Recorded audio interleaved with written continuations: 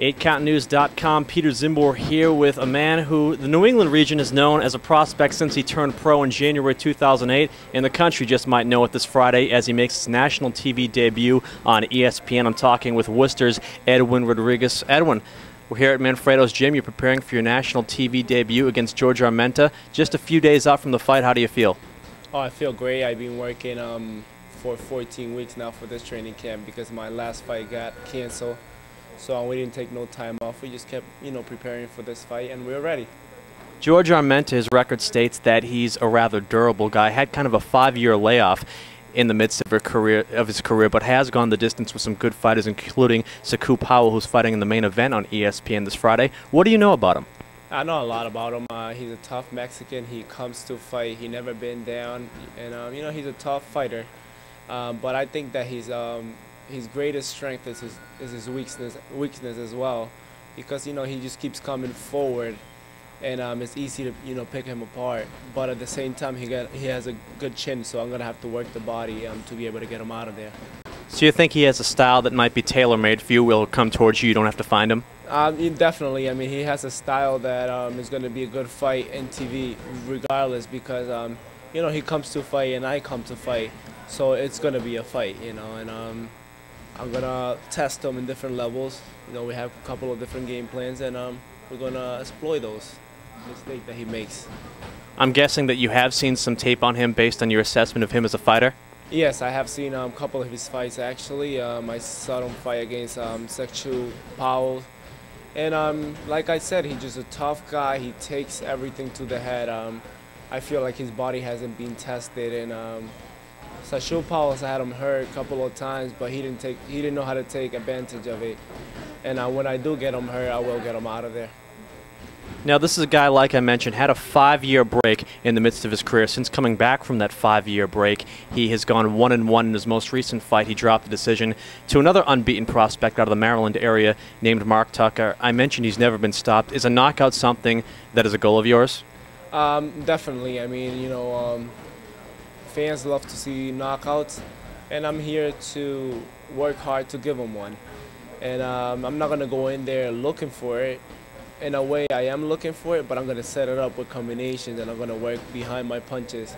Because at the end of the day, that's what we want. We want a knockout. So, yeah, I'll be looking for it, but I'm not going to go wildly to do it. I'm just going to work off my jab and work off combination and explore his mistakes, and he makes a lot of them. Now, I mentioned at the top of the interview, since you turned pro, New England has considered you a prospect in boxing. Last year, you gained some national notoriety by being mentioned in Ring Magazine's year-end awards for an honorable mention prospect in ESPN.com.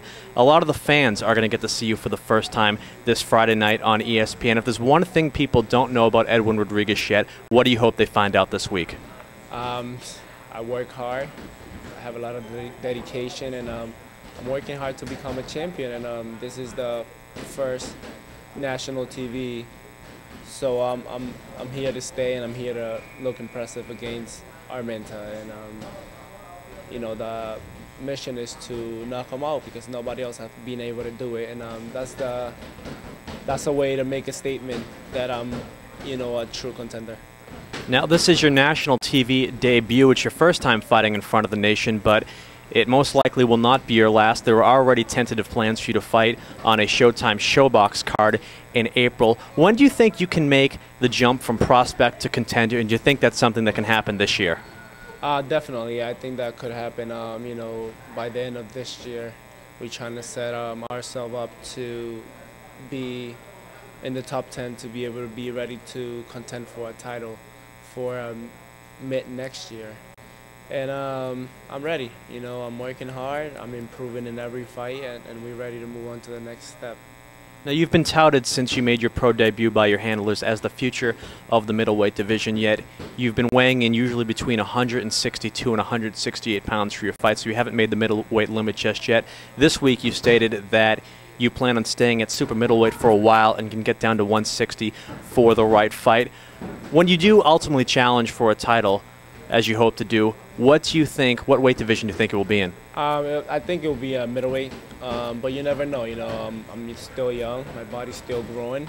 The mission is to become the middleweight champion of the world, And that's still the goal. Right now I feel strong fighting at 68, and you know, we're gonna keep learning. And you know, the plan is to become middleweight champion of the world. So I'll say middleweight. Going back from jumping from prospect to contender, is there any other undefeated prospects like yourself out there, or maybe some contenders or former title challengers that you think are ripe for the picking right now and would suit your style well and you could defeat and kind of get that big victory that would propel you onto the national stage even further?